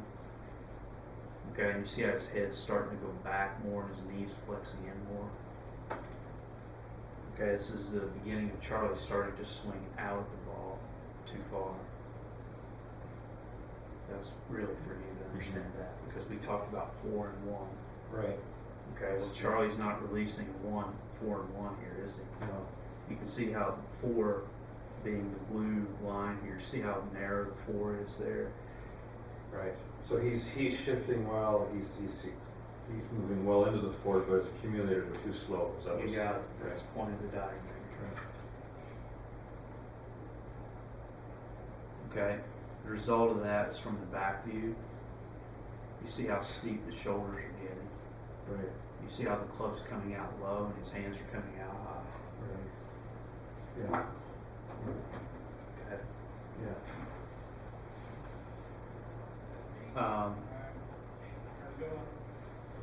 Is his elbow part of the same thing? Because if you look at the new pictures, his elbows are here as opposed to the older swing or Yes.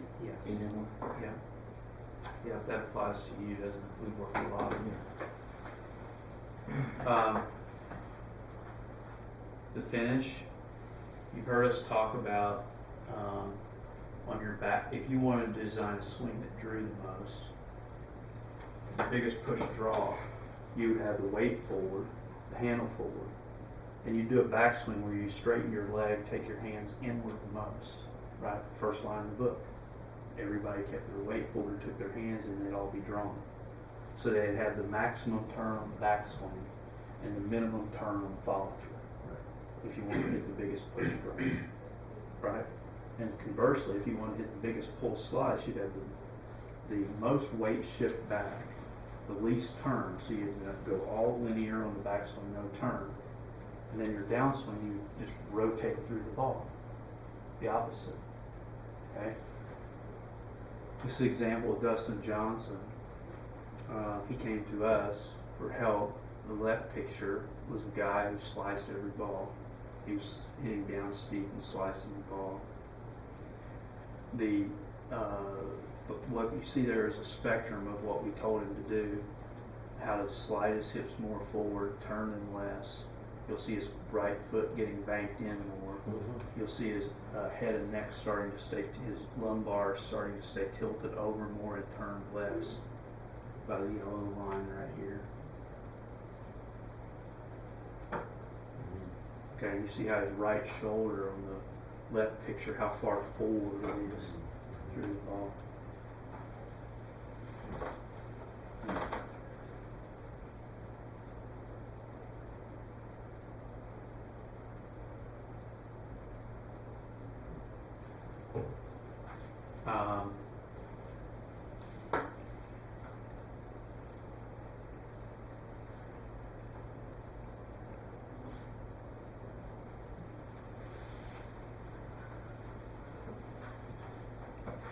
Two balls are hit with the face angle almost identically the same in impact.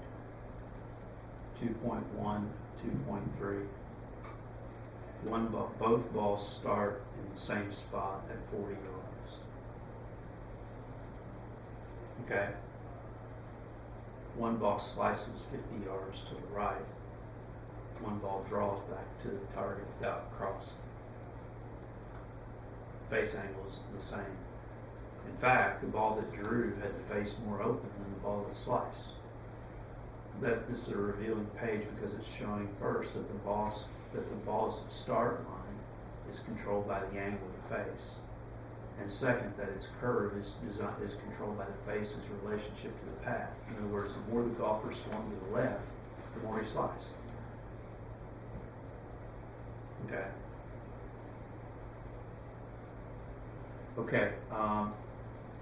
I want to just tie this all together. There's so much more. I'll put this picture up.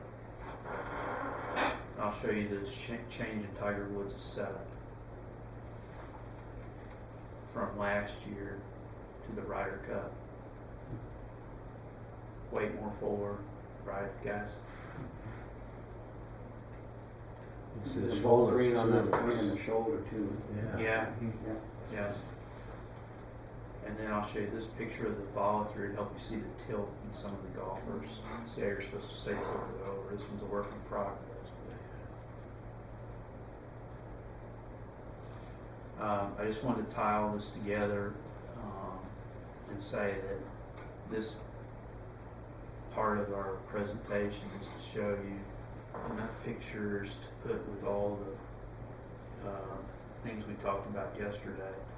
There's more diagramming that we can do and keep doing so that you understand it, but if you understand the pieces that we talked about, you can problem solve. Okay? So, I'll let you guys throw out any questions you want now, and then we'll go ahead. Hal, do you have anything that comes to mind? No, I had that side tilt, when I feel I hit the ball up, but I want. Yeah. That's. But sometimes I don't, I don't know if that's a restriction I have or. You know what's controlling that. Guys, what's controlling the side tilt on the finish? So you get it first. You remarked about the picture. How it should be on the website. Red shirt. Weight on You're right indirectly. Keep going. the front foot You're right. and sliding. Very good. Linear. Okay. Any questions there, Scott? Anything you No. want to throw up? That was just an epiphany for me, because I just think back to what I've struggled with trying to do, and not understanding, the Jim Hardy thing, when that one plane came out, I went, well, that's good, I want to try to get in that inner circle. I kept trying to pull it around and around, I couldn't do it. It's unbelievable. But it's interesting, because that's an initial hurdle that I'm sure, I can't even count how many people are trying to do that. Millions. Right, but then don't understand what creates that inner circle. Like, that's the thing, because you're seeing his picture. It's logical, right? That's right, the initial is logical. But then, if you just get past that initial logic, then you can get into the real logic of it. Exactly. You know? And then it goes to the core of why you don't turn the barrel. Right, absolutely, yeah. Right. And that's what that caused, I can't imagine how we turned. Remember yesterday we said, why don't you turn the barrel? Okay. Well, I'm working down right now. Because the answer is because your inflection. Yeah, I knew it was actually too high. I thought I got to buy one of these things to, I want to answer that. to tie your arm to your side, but that wouldn't solve the problem. Yes, That would mechanically create something that wasn't natural. that's right. So you need both together. The to slide deflection, and the make something. extension. So the question is, why don't you turn the barrel? Okay, and the answer is turning a barrel would be a description if you were playing vertically, but you don't play vertically, you play on tilted angle when flexion is involved. Right. And if you turn in flexion like this, Right. you stay flexed Right, and turn, right, you move forward. right. Right? Moving the axis forward makes the path actually come across the ball, Yeah. Yeah, for sure. like that. The hip slide and the extension serve to keep the golfer on the circle Right, while they flex and extend. right. Yeah. You have that? Yeah. So why don't you turn in a barrel, Scott? Why don't I turn in a barrel? Because if I'm just turning in a barrel, that means I'm just staying in flexion, and if I turn a barrel, it's equivalent to me hitting something straight up in front of me, but I'm in an angle now, and because I'm in that angle, I've got to shift and rotate and maintain my inclination. That's good. It can be done better, but that's good. Why don't you turn in a barrel, Scott? Because I'm in flexion. You got it, because you're in flexion. Right. Okay, well, what do you mean by that? I'm in flexion. If you turn in flexion, what happens? If I turn in flexion, then my swing center is shifting. If you turn in flexion on the follow through, what happens to the head? Moves forward, What happens to the plane? goes across. Okay, very good. Yeah. Why don't you swing in a barrel, Scott? To maintain, First question to the Yeah. argument. right. Why don't you turn the barrel? Seems logical. You got circles on the ground. The answer is, well, you're in flexion. I'm in flexion, right. Okay. Yeah. What do you mean? Well, if you turn in flexion, if you just turn in flexion, what happens? Right. What happens? If our swing center moves forward. Come across the ball. Yeah, yeah, okay. Right? Yeah.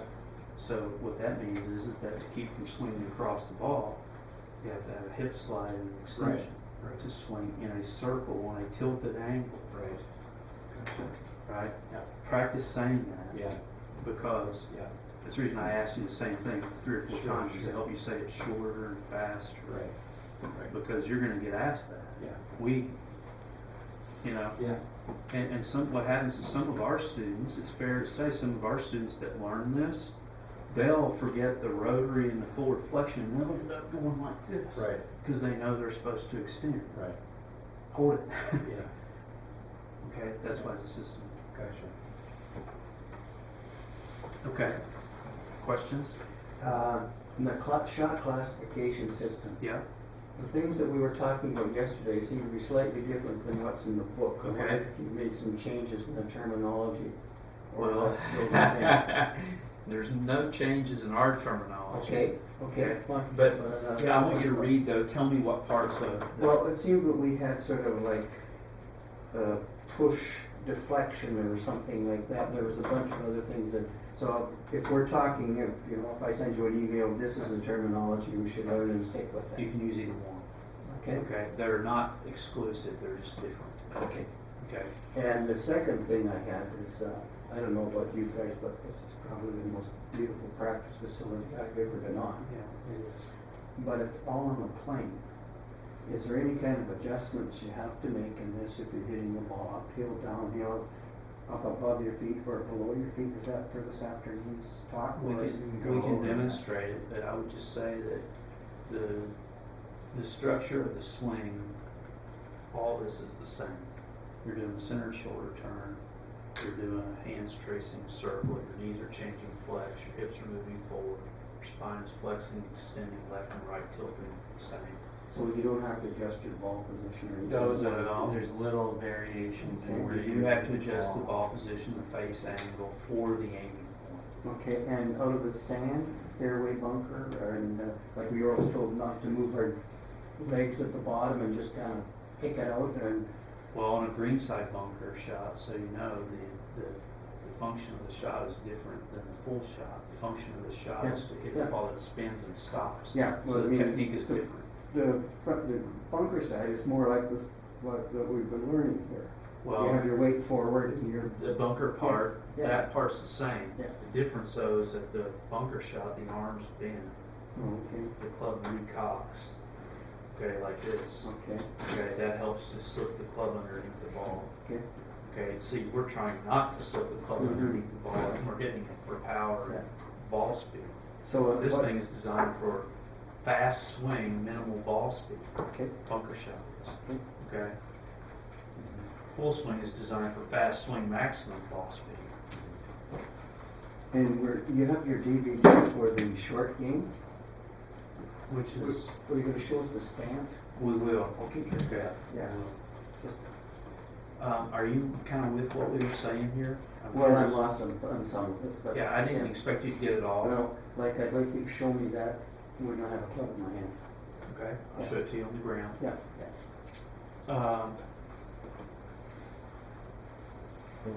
You're okay? Understand? Reasonably so. Okay, we have to keep talking about it. On the point, I keep saying now, we weren't gonna really introduce anything different. We're just gonna keep saying the same things over and over again. We might say them a little bit different to test, to see where your understanding is. But we're not gonna say anything different. We've laid it out.